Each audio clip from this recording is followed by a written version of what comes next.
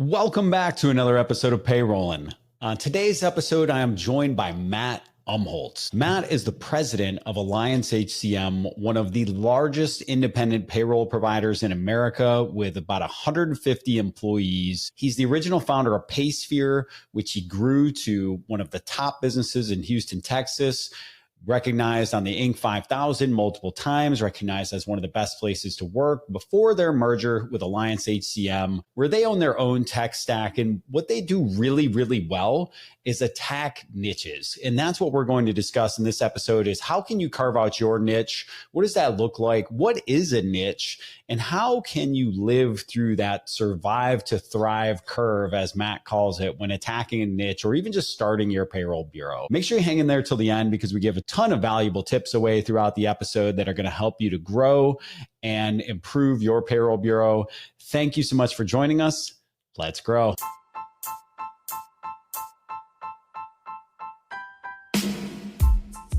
Welcome to Payrolling, the show where you will learn how to operate and grow your payroll business from the most dynamic minds in the business. If your company offers payroll services, this is the podcast for you. And now, here's your host, Matt Vaadi. Let's go. So Matt, let's rewind the tape. Take us back to that G257 moment in your cubicle. What was going through your head and how did it spark the idea for what became PaySphere? Yeah, you got it, man. So the G257 thing, everybody has heard that. That was my employee number back in the days at what I now call the Big Blue House. So there's two big payroll companies in America. One's red, one blue. I was at the blue one. But the thing was, I was sitting in a meeting. This is like a corporate, sales-wide rollout meeting. And they rolled out an initiative at the time. And it was the initiative was to use the internal agency as a referral source. So if I had a customer that was interested in health insurance, I had to send it to the internal agency. And I was sitting there thinking my entire business for my team and myself is really built around getting referrals from the broker community.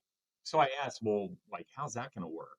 And the answer I got back was, hey, it's a corporate initiative. You just got to do it. At the time, I was reading the Blue Ocean Strategy, and I went home and I started thinking, this isn't going to be good for me, but it could be.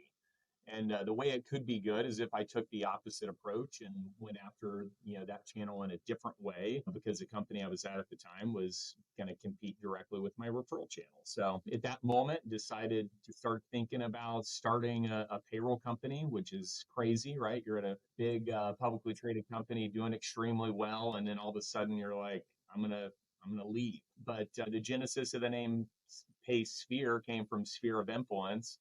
And we launched the company probably 90 days after that moment and, launched it to focus on referral channels that the large publicly traded companies are competing against and trying to steal their customers. And our first year was really strictly about building relationships and trying to get, those referrals to come to us. Over time, just kind of tell you about, how we got to where we're at today. Started on one software platform, built what I would consider kind of like a small business book of customers, sold that to a publicly traded company, ended up really wanting to push into what I consider kind of the mid-market. So I had to license different technology, grow the business into really serving mid-market companies. Our average client was in the 90-ish employee range. And, you end up when you're licensing technology, sometimes you decide, hey, I want to go bigger. And the way to go bigger is to own technology. And at that time, I'm kind of thinking, should we start developing yada, yada, yada? A friend of mine calls, says, hey, we should join forces. Takes us probably 10 months of, going back and forth and finally, join forces with Alliance and here at Alliance HCM today.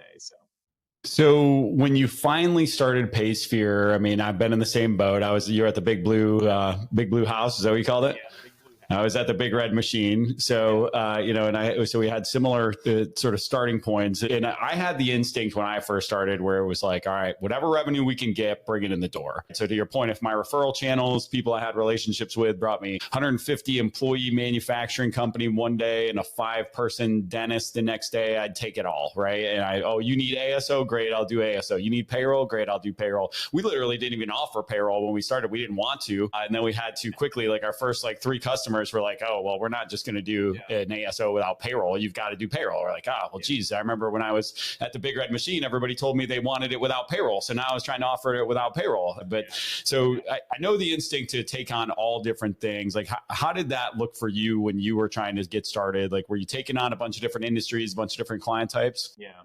Well, you're smart to try to stay out of the payroll business because we all know it's freaking hard, right? So, but yeah, in the early, I call it, and I've tried to coin this term a little bit. It's called the survive to thrive curve. Okay. And when you start a company, it's survival, right? And it's literally, we just need somebody to pay the bills around here. And so the early days were grabbing every possible customer. I mean, I didn't care. It could be a dentist with 2 employees or a manufacturer with 150. It really didn't matter to me. As long as we could serve them in the right way, we were going out and trying to find them. Over time, you realize, and it becomes really an efficiency thing, right? So if I'm going to invest in sales, it's an investment. And if I look at it as an investment, I'm looking at what? I'm looking at the return on that investment. And the biggest ROI in growth in sales comes when you really get narrow and start to focus that investment in a different way. So over time, it becomes, hey, we don't serve everybody. We need to get really tight on who we serve. And that could look in a lot of different ways. I mean, it could be we focus on companies with this size in this geographic market. It could be we focus on customers in a specific industry. And over the genesis of what I've been able to do, we've done different flavors of both. But it definitely is starting with everything. And I would encourage anybody starting, like, you just got to pay the bills, man. So once the bills are paid, then you can start making strategic decisions. So. Well, and it's the same, most software companies start as service companies, right? Where it's like, hey, we're going to build this thing unless you're raising a big round, which is a different story. Most of us out there are going to start, even just a consultant. Like I've got, interestingly enough, the gentleman I bought this building from owned a software development company. They were developing products for everybody, a bunch of different things all over the place. And then eventually they built their own product and got rid of the custom development. And now they've got a product, right? And so on our side, it's the same thing. You want to have a productized service, but sometimes it takes time to figure out who that niche and who that audience is that you're productizing it for, which creates that efficiency in the ROI like you're talking about. But talk about that, the sales and marketing side on the front end there. Like, what are some of the specific challenges you had before you were able to niche down? And then what do those look like after you're into a niched environment? Yeah, I think so. Once you have data, it's easier to look at, right? So once you have a mass of customers, you can go look at, okay, are there similarities? Right? Are all of our customers, in the manufacturing industry? Probably unlikely. Okay, well, do all of them have variable hour employees? Yes. Do they all need timekeeping, or do they have their own timekeeping system? Right? So you start narrowing it as you have more data. And then from a sales viewpoint, you start looking at what is our win rate? What is our conversion rate from first time meeting? We call it a first time appointment, an FTA. But what is our conversion rate from first time appointment to deeper into the other sales stages? And you'll see, maybe one salesperson has niched down on their own and the other person is talking to everybody. So what you see is a big divergence between the 2 data points. And you've got somebody who's converting a ton and somebody who's converting none, right? And that, so looking at it from an investment standpoint, who do I want to invest in? What strategy do I want to invest in? I want to invest in the higher efficiency, right? The higher close rate, the higher conversion rate. So, from the sales viewpoint, it's about sales efficiency. From the marketing viewpoint, how do you market to everybody, right? Like the big red and blue machine are going to outspend you all day long if you cast a massive net. So if I can narrow down the marketing of the person I'm trying to reach and I really understand them, then I can speak to them differently, right? I had the conversation yesterday about a vertical that we go after, which is the country club space. And I was talking to our team about what matters to the country club space. So I'm a general manager of a private member-owned club. What is the number one thing I care about? And it's member experience. All right, so now we're selling to the HR manager. What do they care about? And the answers I got were different than member experience. I'm like, no, they care about member experience. So how does HR drive the member experience, right? They do it in probably 3 to 5 different ways. But if I'm talking to an HR manager about how I'm helping them drive the member experience, I'm connecting now to the end result of the business versus, hey, I've got this, technology. It's awesome. You guys are going to love it. It's like everybody has that, right? It's a dime a dozen. But is anybody speaking to me in a way and understand my world and marketing to me and messaging to me in a way that says, hey, look, we do a lot of things, but at the end of the day, we're trying to connect with you shoulder to shoulder and drive your member experience. Like that's different, right? I mean, that's generally how we think about, messaging, marketing, and, how we sell and how we go to market. So.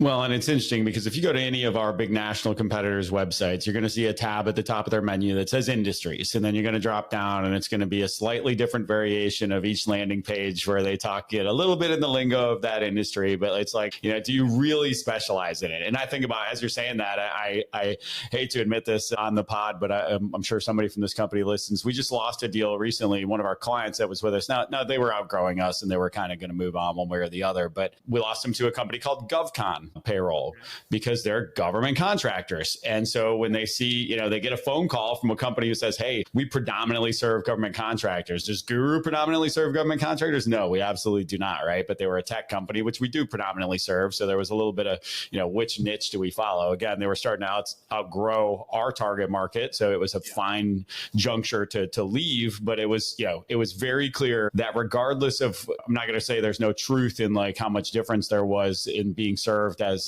through a government contracting system versus our system. A lot of the stuff they went to them to get, it was like, well, all you had to do was ask. We could have done that for you. But that company, they didn't have to ask, right? They knew ahead of time. So it's kind of like we're good like that with our nonprofits where we know how they need grant allocation and labor allocation to make sure that they're in a position to get the next grant and to validate where the funds are coming from and all those things. When you know the industry's inside and out, it also leads to operational efficiencies. So talk to me a little bit about that. So, you and I are sales and marketing guys, so we're always going to focus on the tip of the spear, but what about the efficiencies you get from niching down on the back end if your team is really focused? Yeah, I'll address that in a couple of ways. First is just around like circling back to messaging. So we use a term of speak like a native, not a tourist. And when you mention the big public guys and how the landing page is slightly, it's a slight variant. Well, if you go to a McDonald's landing page and they say your employee, it's different than what we say, which is your crew member, right? Because McDonald's calls them a crew member. And for us, we have a ton of concentration of multi-location restaurants. Okay, we're not big on like onesie twosies, but if you have 100 locations, we love it. We're very good at it. So I'll speak to it about just McDonald's in general. So average McDonald's franchisor or franchisee, they have 4 key integrations they need.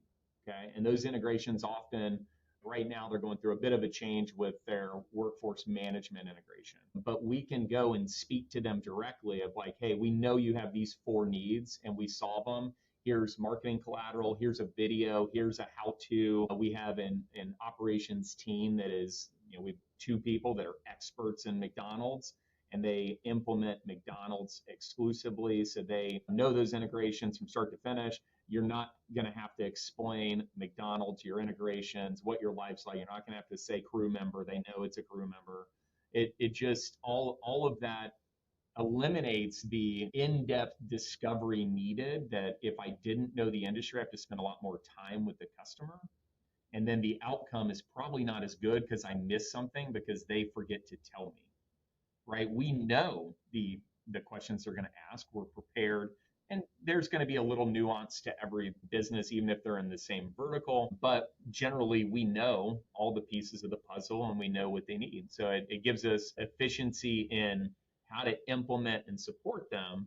but it also gives us the long-term efficiency of just knowing exactly the pieces of the puzzle we need to connect. And ultimately, what does that do? Well, it drives the retention of the customer, and it kind of leads to great business outcomes for us because we retain them for a very long time, right? We don't make mistakes on the front end because we know exactly how to do it.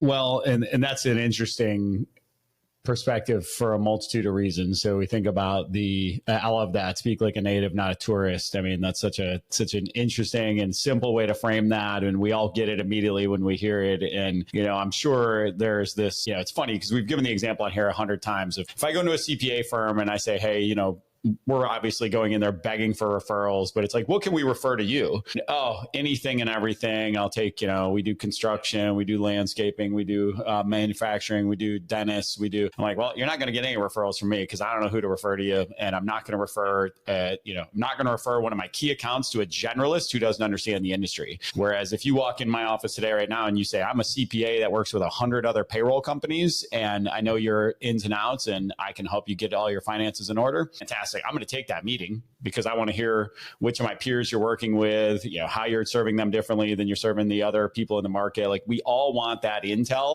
preferred providers bring to the table when they know our industry inside and out. And especially if you get even deeper where a franchise or an association inside and out, right? And these are all really good tip of the spear ways to gain access to big industries or, associations or whatever by simply just niching down. And you've got a really nice framework. We've talked about it offline before. You call it the 3 C's framework. What's the 3 C's framework for niching down? Yeah, let me run through it. But it's, the first thing is clarity and getting clarity around the individual that you serve, right?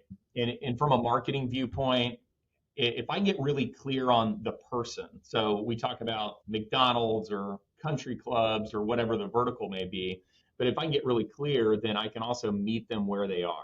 So I can be then at the trade show that they're at, or I can be at the industry association. I can go to a country club managers or general managers meeting. So now I'm where they're at and I can hear them talk about member experience and things of that nature. The second piece is really credibility, right? So now I know who I'm going after and now I'm a specialist in it.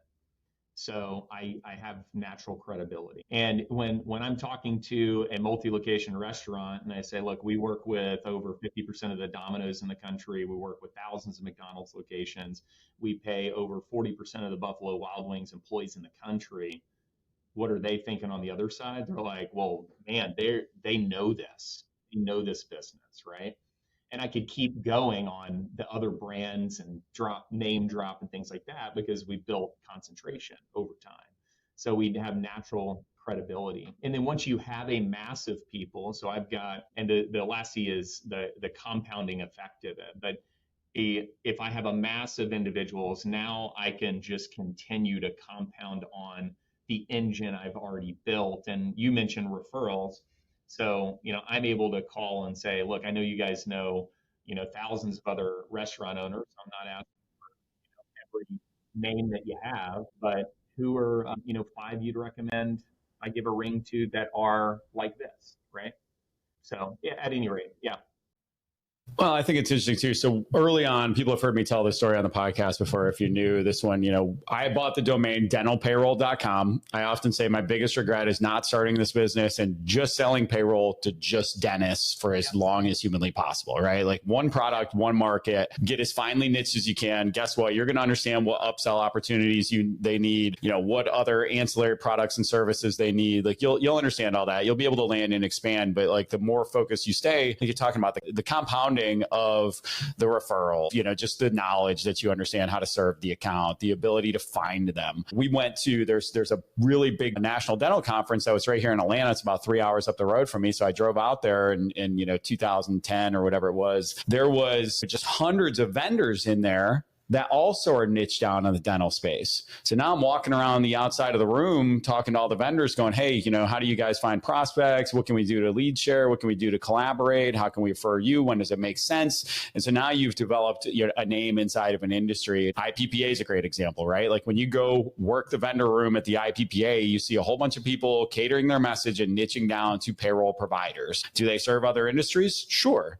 Do you serve other businesses than Buffalo Wild Wings? Absolutely. But you've got your stake in the ground and say, hey, we specialize in this because we understand your industry and I can help your team in a way. So we're a native, not a tourist. And I love that. We're going to hang on to that. So how did you find some of these niches? Because to me, these niches that you're describing sound like my worst nightmare. We don't want to do anything with the restaurant industry. We're small business. You go up market. Like we're very different business models. Talk about your process that you go through for selecting a niche and how you landed there. Yeah, I wish it was like really strategic and I could tell you that we were thoughtful from day one, but that's just really not the case. Our sixth customer was a McDonald's. And then that turned into 2, and it turned into 10, it turned into now thousands. Along the way, we had a bunch of other companies we served, right? But you look over time, when you're going through that survive phase, you end up finding what you're good at. And you also have to kind of love it, right? So you can't, if you hate the restaurant business, I would not recommend niching down. If you hate dental, which by the way, if you'd have done that, you'd be on a yacht hosting this right now, by the way. Not to rub it in, but I know. But I'm not that focused, Matt. For some reason in my head, I've just decided I'd rather have a bunch of really small companies and create chaos in my life at all times rather than just niching down and having one big company that only does one thing. But that's another conversation for my therapist. I don't go to one of those either, but obviously I need to. Hey, you know what? Most of the content we create is for ourselves, right? So that's 100%, dude. But at any rate, I mean, over time, it wasn't strategic from day one, but you build a customer base and then you look at attributes of, hey, like, what are we really good at? What do I love to do? And, where that kind of passion intersects what we're really good at, then go after it. And, everybody's a bit scared. Like you probably were at the time, like, man, what if I go after dentists and it doesn't work? Right. So you naturally think I've got to do other things and I've got to hedge, right?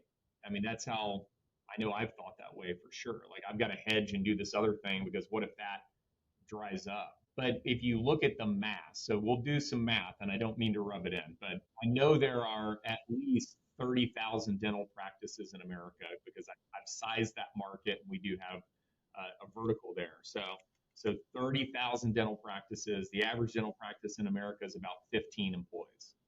Okay. So that's a total of 450,000 employees. So if you went after just that market, what would your average PEPM be? Our average PEPM, well, listen, so here's I'll just make it easy for the sake of argument. Let's say $15. All right. So we'll do 15. All right. So just that is $81 million. $81 million, and that's way understated at 15. Dental practice, after you sell them insurance and all the other products you have, it's probably in the 30 to 60 range. So that TAM, total addressable market, is probably 250 million. It's probably double that because I think my number is pretty low. So $500 million of TAM. Okay, you only need a small percentage to really win big. If you did that only, it's pretty defensible. You could go do that and be one of the very few that would only do that, right? Anyway, sorry to rub it in, but I'm looking for that yacht. So literally just had to pause the recording here and fix my cameras are breaking. Matt and I have been chatting about how I'm trying to put this studio in our conference room. I've commandeered a conference room. It's no longer usable, so I can have this quote unquote studio, which is like a glorified working closet. But of course, one camera just shut off in the middle. So if you're watching the video, hey, it's only going to get worse from here. I'll go back to, so this is actually, we're talking through the process of finding a niche. And it's interesting because, so why didn't we stay that course would be a question, right? So like, is Matt just too flaky, or like, why didn't we stay on dentists? Because we went down that path. We got this surge of like 30 dentists in a short period of time. We got into a referral whirlwind. Once you get one, you start scooping them up, Well, what happened was we started then hitting dead ends where, one of the things about dentists is, yes, referrals are awesome, but when you're not getting referrals, they are next to impossible to get in front of. One of the first dentists I ever worked with told me, hey, look, Matt, if I don't have my hands in somebody's mouth, I'm not making any money. They don't take meetings. That's why they operate purely from referrals. Now, if you get a good referral, you go in there, you close that deal like that, and it's easy peasy. But the problem is, how many referrals can you get, and how can you keep getting in front of them consistently? And to your point, could we have stayed that path? Could we have gone down that road? Absolutely. I'm certain we, maybe could have been closer to 81 million than we are today had we stayed there. I have no misconceptions about that. But we also had to say, all right, is this an ELF customer? So one of the things for us, every time we evaluate a niche, we say, is it an ELF customer? ELF, easy, lucrative, fun. So are they easy to serve, easy to get to, easy to market to? Are they easy to work with? All that stuff. Are they lucrative? Is there good margin there? Do they wear our team out, right? Is it a 10-person office that asks 400 questions a day in the ASO and PEO model and therefore just kills our margins?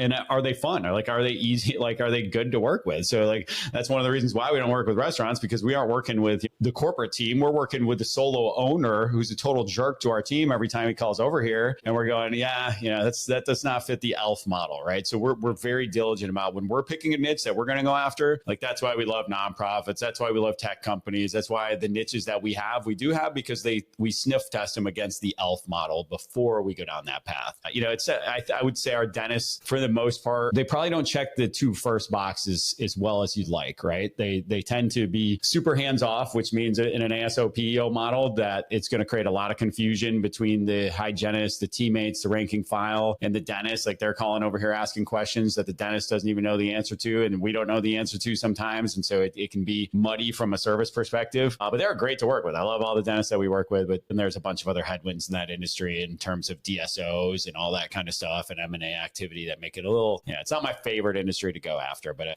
somebody certainly, I think I talked to a listener the other day who bought dentalpayroll.com after the number of times I mentioned it on here and I let the domain expire. So hopefully somebody is capitalizing on that market better than I could and or wanted to. But well, let's pause. I'll chime into dental specifically, because you could productize the pain that you just mentioned. They want to be hands off and things like that. You probably productize it, maybe charge more for it. You could set up a requirement to work with you have to have this type of person in your office. You're shrinking the amount you can sell to, but you're getting hyper focused on who you sell to.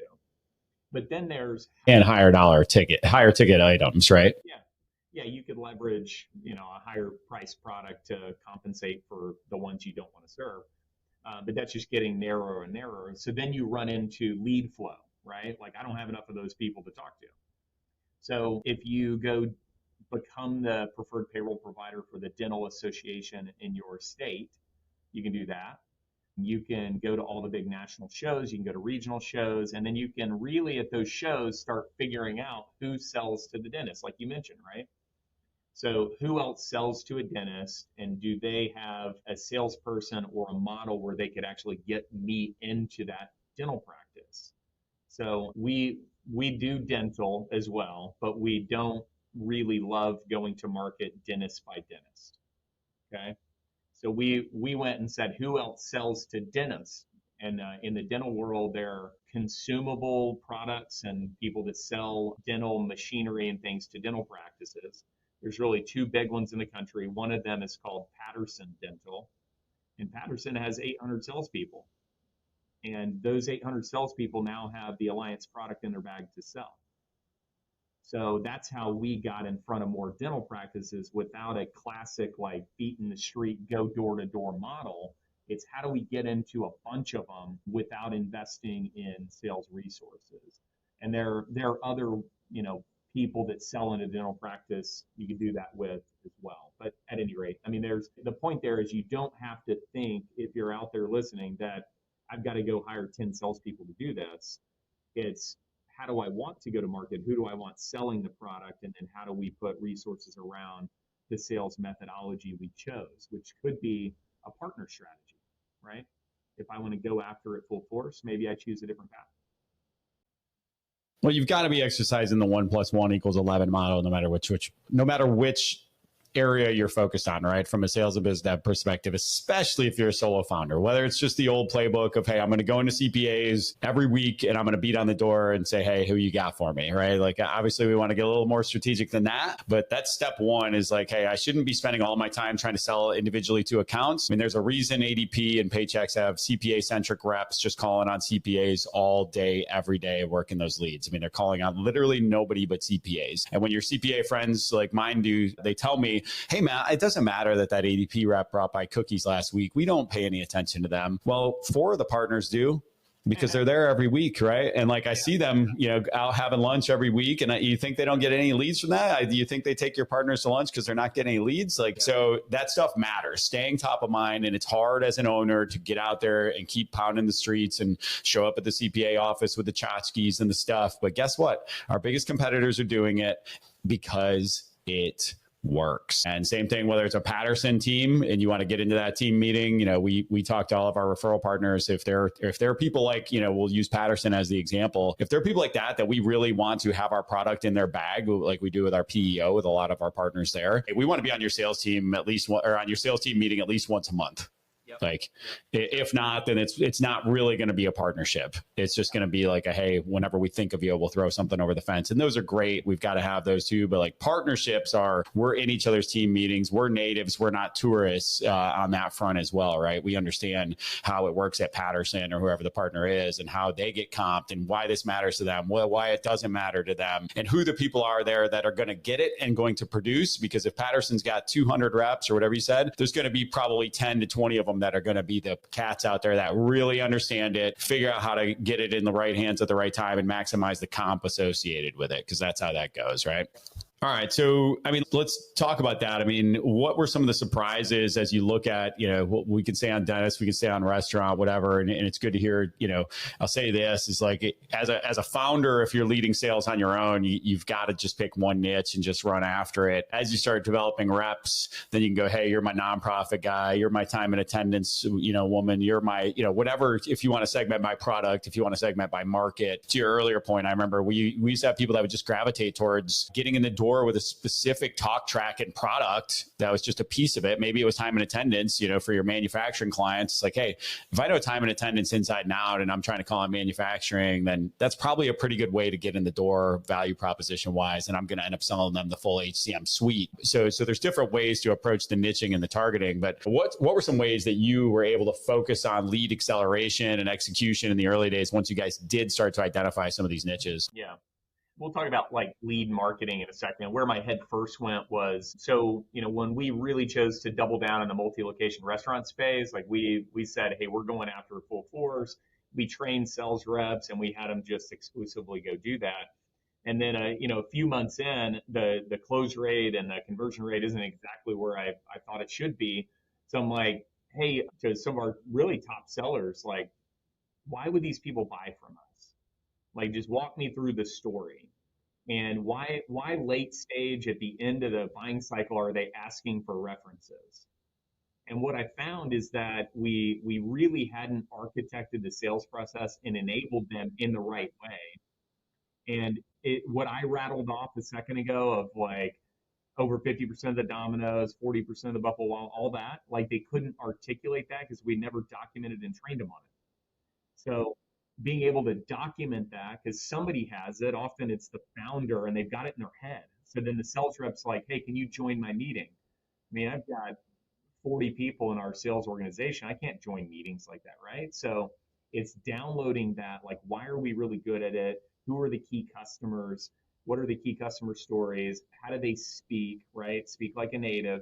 How do they speak? Documenting that, training on it, and testing it. Testing meaning like on Friday, I want to hear, a certain segment of our sales organization, give me the story, like tell me why they would buy from us. So that was, probably the biggest surprise sales process related. And I think it just goes back to, a lot of individuals just don't think in the same way as a founder thinks, and we assume that they do. So you got to like document it, right? I got to put this all on paper and, map out how they do it. And give them, I mean, even like a script. I don't want them regurgitating a script, but they should know the statistics, right?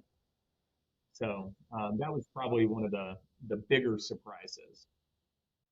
So one of the things that how I approach if we're going to target a niche, and we had talked about before we jumped on, I was like, I very rarely hold anything back from the audience on payroll. But we've got one particular niche that I would say is sort of a sub niche of a niche that we're targeting right now with some paid ads. We're getting a couple of campaigns ready to launch. If we weren't spending so much money on the ads, I'd gladly list the niche. We went through a handful of different niches and we said, all right, this is one we're going to target for a while because it's sort of tangential to some ones we already work with. So it's an easy step to a niche we already focus on. But for my money, I'm going to say, we'll spend 3 to 6 months targeting this niche and we'll do our best to gain a foothold, see what's there, see what's resonating, see what's not, and then determine how deep do we want to go.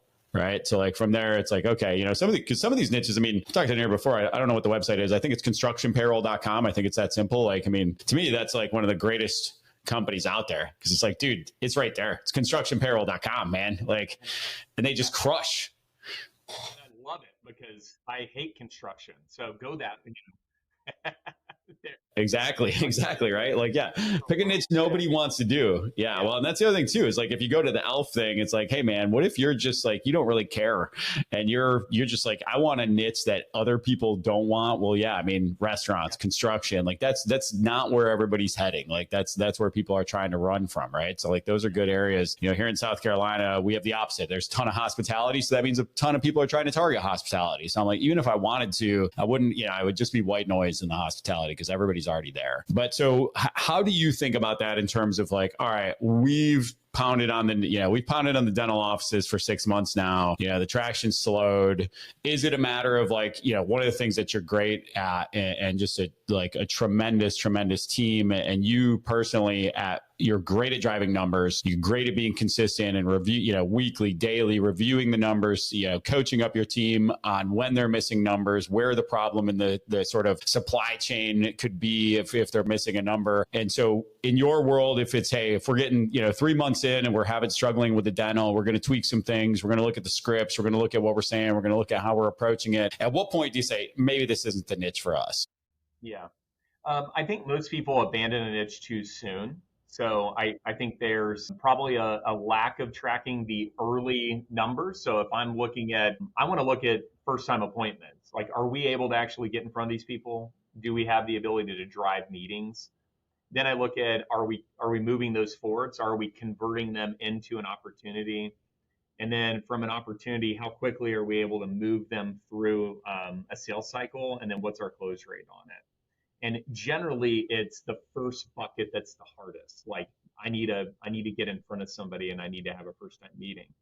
So if that number is not where we want to see it, then we have to go back in the funnel and think, okay, are we doing the right go-to-market motions from a marketing and awareness standpoint? Like, are we going to the right shows? Do we have the right distribution channel? Do we have the right messaging? And I generally only want to go after a vertical if I have customers that are customer success stories for us. And I want to highlight them and be able to talk about this dental practice did this and yada, yada, yada. The ROI was X, right? I want to document and be able to provide that. So we know we can win there, but then it's, can we generate, awareness and drive meetings there? And if we can drive meetings, then we can generally figure out how to change the close ratio and conversion.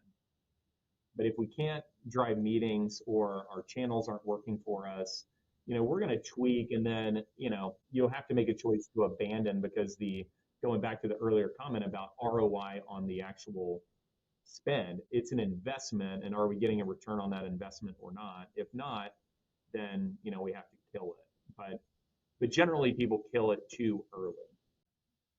I agree. And I'm guilty of that. I think that there's, I'm curious your take on this. To me, the number one metric in sales besides close one, right? Like, obviously everybody just judges you on close one, right? It's kind of at the end of the baseball season, they look at your numbers and they go, these are your numbers, right? But there's a lot more to it than that. So to me, it's first dates executed. We call them first dates in the process, first appointment for you. Like, that's the holy grail of like, can we get in the door and have a sales conversation and, not just sell at a meeting because that's a different, number being played by somebody somewhere else. But it's like, how many people can we get in their door every single week and have meetings with them? Because then, to your point, like I can tweak every number from there. Like, all right, hey, so we're having a bunch of first dates, but nobody's moving to demo, nobody's moving to proposal. Like, why is that? What are we saying on these meetings? Let's go back and revisit it. What are we getting? Are these meetings where we're bribing them? I had a guy ask me for a bribe earlier this week. This one's funny. I'm going to tell you this quick story. So this dude, I sent him a cold DM on LinkedIn for a meeting, and he says, "Yeah, I'll be happy to meet with you. Just buy a bottle of this barbecue sauce first." And I was like, okay, I'm not going to do it, but I'm going to click the link because now I'm just curious of what the heck this is about. The bottle of barbecue sauce was $49. I was like, oh, all right, man. I was like, this must be some dang good barbecue sauce. I responded to him, and he said, it's not about the barbecue sauce, Matt. It's if you have something valuable to share, you should be willing to spend the $50 to get some time with me. And I said, sir, I don't bribe anybody for their time, but I appreciate it. But I thought that was interesting because there's something there, because I think one of the things in this industry people have a tough time wrapping their head around is cost of client acquisition. Where am I comfortable? What should I be comfortable spending to acquire a customer? And I don't know what kind of metrics you guys use here or what you use for your baselines in terms of cost of customer acquisition. And do you track that? Is that something that you guys look to as a metric internally? Yeah, we track the booking to sales and marketing expense. And we're getting more granular and looking at sales expense as a standalone. Then you have to look at now at this point, I mean, we have sales enablement, training, marketing, SDR team, and you're starting to look at metrics of booking performance across all of those. But I mean, just a simple generic number is a 1-to-1. I should be willing to spend $1 to get $1 year one. Okay.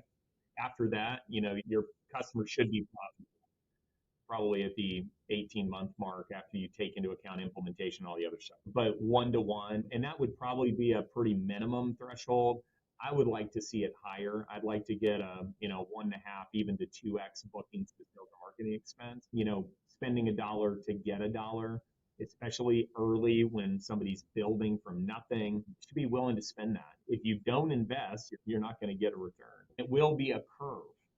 Right? Like there may be a point where it's below $1 and you just have to have confidence of like, we're going to climb out of it and I'll get to, 1.5.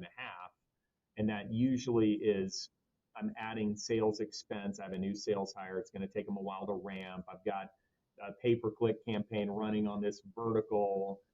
It's going to take a while for that to convert to revenue. So for 90 days, I'm running negative, right? But you should be able to climb out of it and stabilize, over the 1-to-1, dollar mark. Yeah, I agree. And it's funny, Farshid Ferdowsi at the IPPA summit said, he was giving his keynote on several of the companies he built were super impressive, but he was talking about the one he's building now. And he said point blank, it takes $10 million to make a $10 million company. And, and that was like, as simply profound as I've ever heard anybody put it, of like, yeah, you want to make a $10 million company in 5 years, which is more, like you can hit 10 million over a longer threshold with no capital. But if you want to do it in 5 years, you're going to probably need $10 million right out of the gate, which is, as far as the wind blows, pretty accurate statement.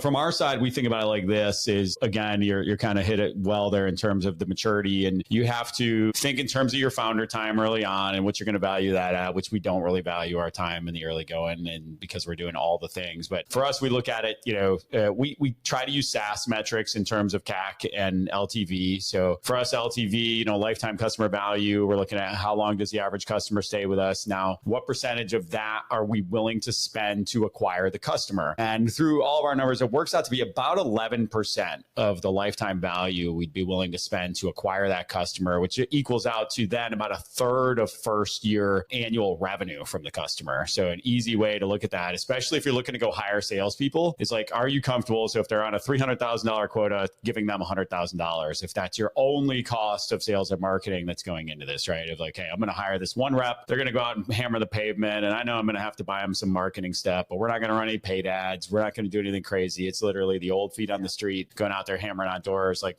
pretty easy metric to kind of put your arms around and go, yeah, all right, if they bring in 300K in net revenue, do I have 100K on hand to be able to pay them though is the thing, right? Because you're not going to recognize that revenue. Our industry pays typically at the point of sale. I'm going to get paid a percentage of commission on first year annualized value of that deal. And you guys, everybody listening kind of knows some variation of this. And if you need comp plan examples, go to the Facebook group, the Payroll Innovation Network Facebook group, and ask for some comp plan examples. And I know 10 people in there will raise their hand and give you a comp plan example, and you'll be off and running because it's different. Matt's comp plan is going to be different than mine. He's selling, deals in excess of 150 grand a year. I'm selling deals that typically average about 25 grand a year. It's just a different comp plan and strategy person out there selling. So that's the other thing. I know a lot of people listening are like, hey, when do I hire that first salesperson? How am I going to comp them? How am I going to make this friendly to them? And we touched on a lot of that stuff in the first episode. So worth bringing up. If you hung out with us this long, you love us, and that's cool. We love you too. But, Matt was the first ever episode of Payroll, and really the driving force, a conversation you and I had, we were just talking about it during COVID of like, I remember just being in that South Carolina heat, wandering around outside, talking to you on the phone about what are y'all doing now to get in the door? What are y'all doing now? How are you running the meetings? How's the process changed? What have you seen from the prospects? We just talked for probably an hour and a half, and I got done and I was like, dang, like how many people would have loved to have been a part of that conversation and just hear as we've, guys that have been in the industry for a long time, just kind of talk through what are some of the ways that we're adapting and adjusting during, probably the biggest shakeup to our industry in our career. So thank you for being the first on and now apparently number 67, as I had to try to tally it up this morning and figure out how many episodes we've done. But yeah, man, it's always a pleasure to get to talk to you. And why don't you leave us with this? If I'm thinking about niching down, what are kind of the 3 steps I should take to look at that niching process? Let's kind of recap that for everybody as a takeaway here. Yeah, the first thing is look inside the customer base and try to find some similarities, right? So if I am really good at this and I'm passionate about it, going back to, where the passion and what we're good at matches, that's a great way to start. So now I have an ICP or my customer profile and I know who I'm going after. So after I've got that, then I think the biggest thing, Matt, is just committing to it. I know I'm not following the 3 steps you asked me to, but the biggest thing I see is and I had a LinkedIn post about this recently, you cannot commit to something if you have a plan B. So you have to commit, right? So if I find a customer profile I love, I'm good at it, now it's time to commit. As humans, this is human nature, we overestimate risk and underestimate opportunity. So I think in my head, like, man, if I do that, it's too risky. So I have to have a plan B hedge, which is I'm going to take the rest of this other business, right? And we don't truly commit. And it's realizing that we have to realize we overestimate risk. There is not as much risk as you think there is at doing it. So find the niche and commit. And of course, 6 months from now, you got to evaluate, is it working? That's not having a plan B. That's being freaking smart. Okay. And if it's not working, then we commit to the next thing. But we can't hedge and dabble. If we dabble, we lose. Somebody out there will get nichey and they will beat you. They will have better messaging. So, we've got to choose, commit, and go execute. Yeah, there's nothing wrong with being the next constructionpayroll.com, right? And and I just mentioned it. I just recorded. I don't know if it's out yet, but we did a solo episode recently. I was talking about a couple of books I'm reading, and we just reread Built to Sell as a leadership team. Matt knows we're kind of splitting into really 4 companies we'll have when all the dust settles over here in the portfolio, if you will, for lack of a better term. But so we've got a team of leaders now, right? And so we've got everybody trying to figure out. Some of them have first-time CEO, others first time being into leading an entire organization. And so it's like, all right, hey, what's the philosophy on niching down? Where does a lot of this come from? Built to Sell, to me, is one of the best books on this. And if you haven't read it, John Warlow, it's a really easy parable style book. If you're not a big reader, don't worry, it'll keep you engaged. It's a parable. It's fun and it's simple and it drives the points home. A lot of what we talked about here of the guy goes from being a full service ad agency to only selling logos. And so that's his version of niching down is, hey, I'm niching down on the product I offer, which by proxy is going to niche down on your audience. But read it, find other resources. You got any resources you'd share you think are good for niching down? I don't know. Nothing jumps to mind, man. No, really. I don't think I've read anything about niching down. I mean, I really haven't. I mean, it's really about go-to-market, and there's a ton of resources on go-to-market, and choosing a niche is kind of the first step of building a go-to-market. I will say that we get private equity calls from PE and VC guys daily. And one of the most recent calls was from one of the largest tier one private equity firms in the world. And they said, we are not investing in general payroll companies. We will only invest in a verticalized payroll company. And why? You got to think, why would they say that? Well, a general payroll business is way too hard to compete. There's too much competition out there. But verticalized, you can slaughter everybody. Okay. So, and that's from, again, the really, really smart money out on Sand Hill Road. So.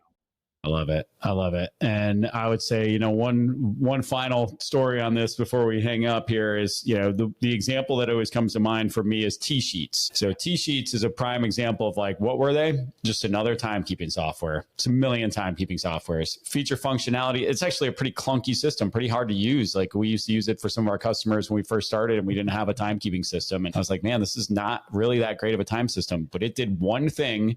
We talk about the GDM, the go-to-market strategy. It did one thing that everybody else didn't do. It integrated very eloquently with QuickBooks and did job costing in that integration. And that made it where it was the preeminent solution, 9-figure exit, to your point, attracted a lot of capital for just that reason. And all they did was they found the right place to distribute their product, which is also part of niching down, right? You talked about it earlier of, hey, how do we get in front of more people in a unique way? There's a bunch of different ways to find your angle, y'all, but you can't just be everything to everybody. Yep. Right. Appreciate you, brother. A pleasure as always. Great meeting you, man. Talk to you soon. Bye. Yeah.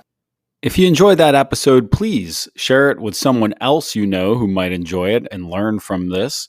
And also, please rate us 5 stars on your favorite podcast player. We really appreciate you taking the time to listen. And also, don't hesitate to reach out with other topics you'd like to hear more about. Thanks so much.